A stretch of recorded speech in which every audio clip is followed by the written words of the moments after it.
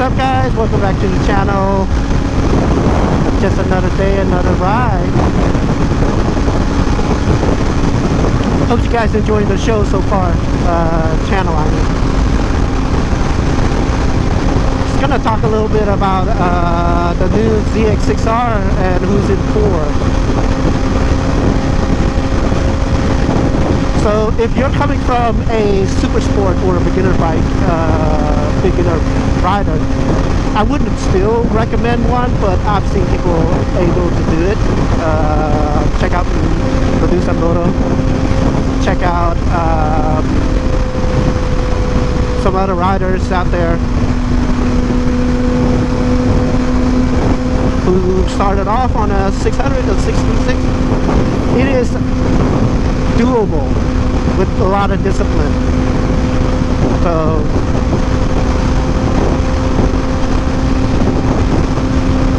if you're looking for a ZX6R, which is still a very good bike, and it's the only 600 class that is still updating their line from all the other different manufacturers. Honda hasn't updated theirs, and the newest one are not available for US, and they're slower, heavier. Yamaha had discontinued their 600 class inline 4, the R6. So if you're into the 600 middleweight super sport and you like the super sport look, and if you're a beginner rider, you can still check out the ZX4R. I mean, it's not a great value, but it is a great beginner inline 4 super sport or support. I don't know what you want to call super sport.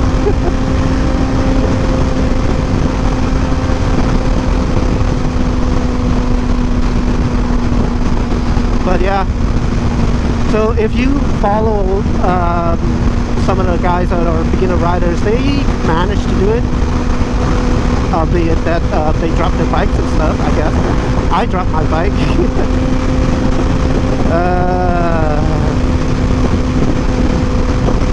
But that was an accident. ZX4R versus Ninja ZX6.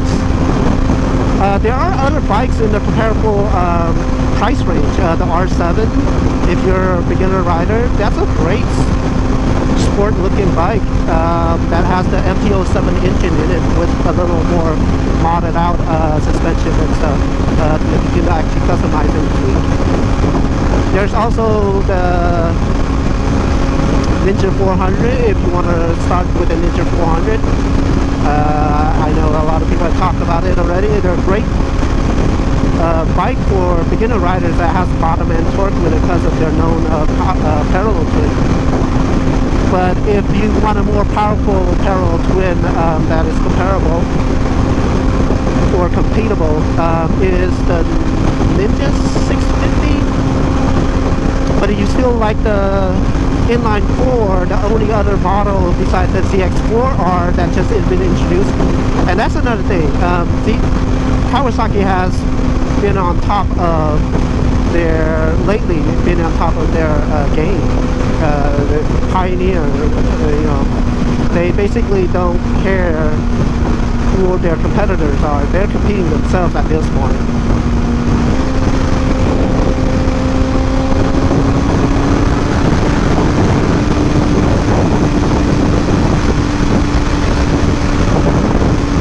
Another bike that is good for beginners with a lot of discipline is the MT-07 and the R7. They're two same engine but two different looks. One is a naked, one is a sport variant. I wouldn't call these super sport as they don't rev really high. They can hit the high digits, but they're still, these are more considered like street. Unless you're taking it to the track, then, you know, basically it doesn't have a, what I was saying, if you want to take it to the street, then a street bike would be more reasonable. If you like the super sport look, they have those, like the ZX4R, those are inline 4, CBR 650R, or the Honda lineup. Your streetable inline 4. Those are great bikes, but when you compare to value, the price value,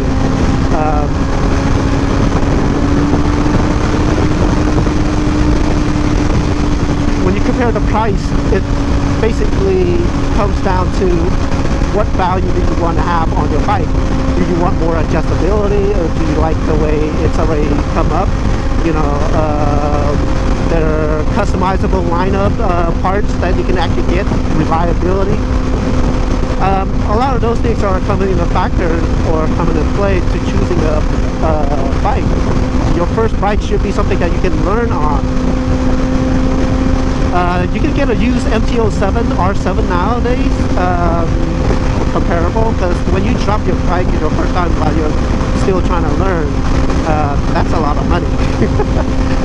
But I do like the ZX6R new 2024 edition.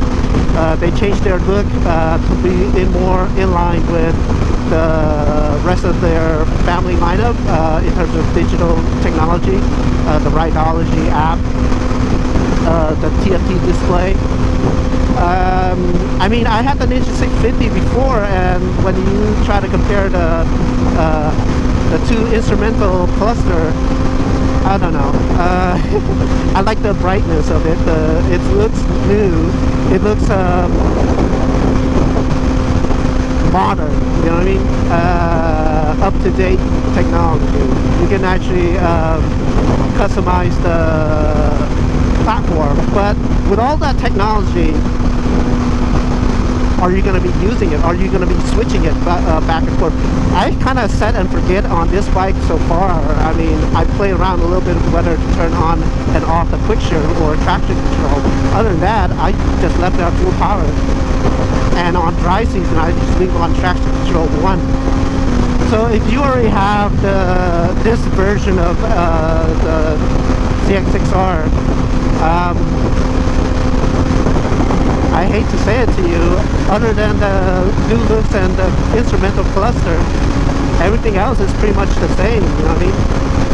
They're aggressive ride, still comfortable compared to the other bikes. Gixxers are comfortable, I heard. Never been on one. They're a little bit more upright. And if your back is a problem, Super Sport is not the way to go. You could get the ZX4R, which is streetable stance.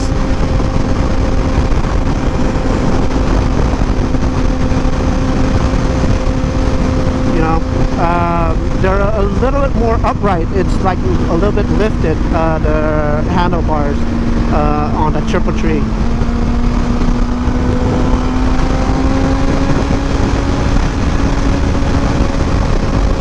But yeah, if you're still learning and you're trying to flat foot and all that, learning the instrumental, the buttons and everything, get something cheap so you can actually learn on and then upgrade from there. I started riding on a Ninja 650, and to tell you the truth, the power when you first start off, it's enormous. And then when you're comfortable with the power, the torque and everything,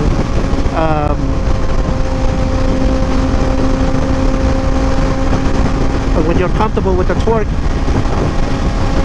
and the power on that Ninja 650, you upgrade, and then this beast was, yeah, this bike is a beast. And imagine going from here to a leader bike, you know, the step. That's a lot of power. I mean, you don't feel it now, but when you twist that throttle, and if it's not by accident, oh, that's a lot of trouble you can get yourself into. And then when you're in a panic situation, trying to figure out, oh, your control, your muscle memory is not having developed, you set up yourself for a huge mistake. But yeah, what I think about the bike, the ZX6R, when the new one, I love it. Will I trade in my bike to get that? Nah. I mean, economically, nah. If I had waited, you know, after holding on to the Ninja 650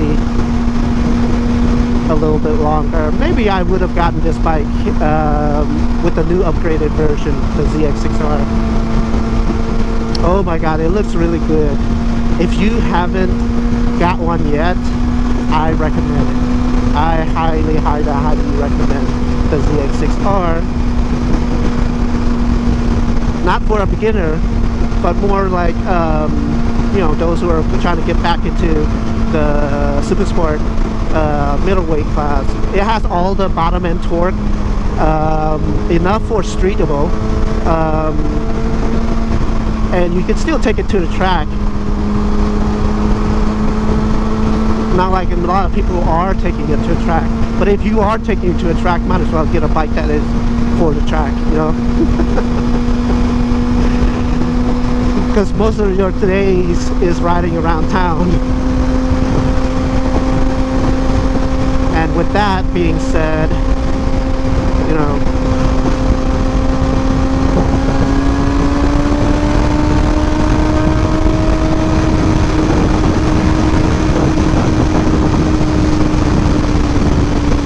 woo! That's the power to get up and go. As long as it's in the 8,000 RPM, you got the power to push. But anything below 8, it starts to have that, what do you call, there's no torque.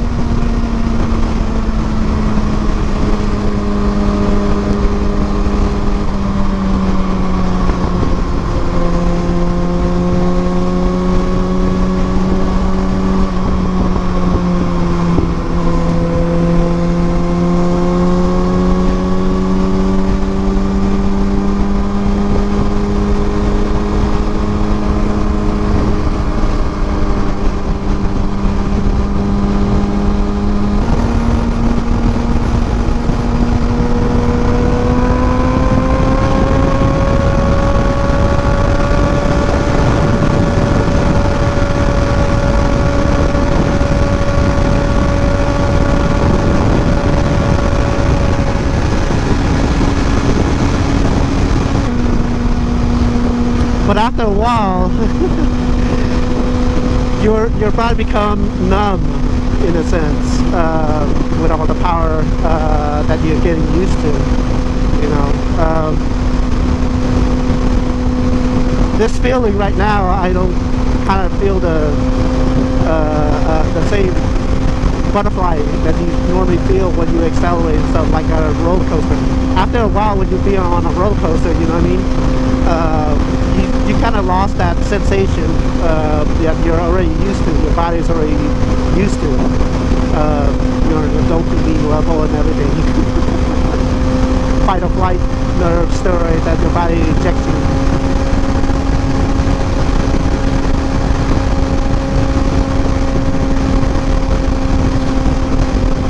Look at that cloud over the other side of the bay, the other side of the mountain.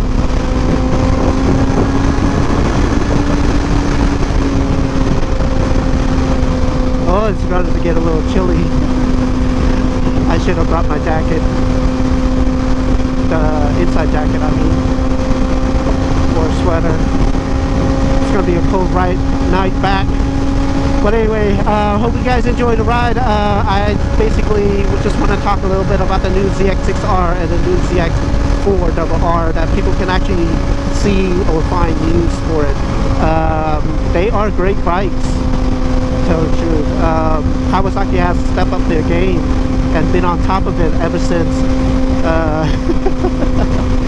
So if you're looking out for a new bike, and you're into super sport, you don't want to get the leader bikes. They're expensive in every single way, but the power of a leader bike is going to be tremendous compared to the 600 class.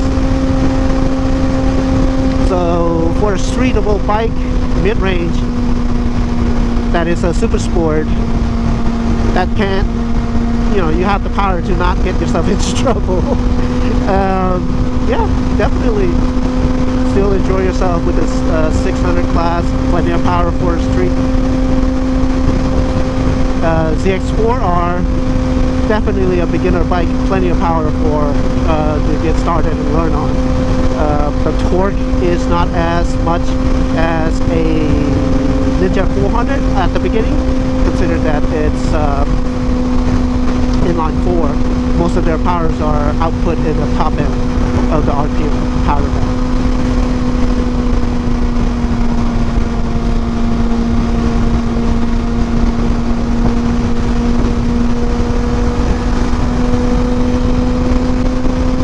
I forgot my thing again, the brake cover, to put it back on. Oh well. Wow, look at that. Look at those clouds. That's gonna be cold. I'm already starting to feel the chill. And it's in the middle of summer, or the beginning of summer. But anyway, happy Father's Day weekend, guys, and happy Juneteenth. It's going to be a double whammy of a party weekend. Hope you guys are doing something really fun and doing something for your dad. If you're still young, have your father, something to do with or spend time with. I am looking forward to it. Hope you guys enjoyed the ride, and stay tuned for the next one. Hope you enjoy. Alright, hit that like and subscribe.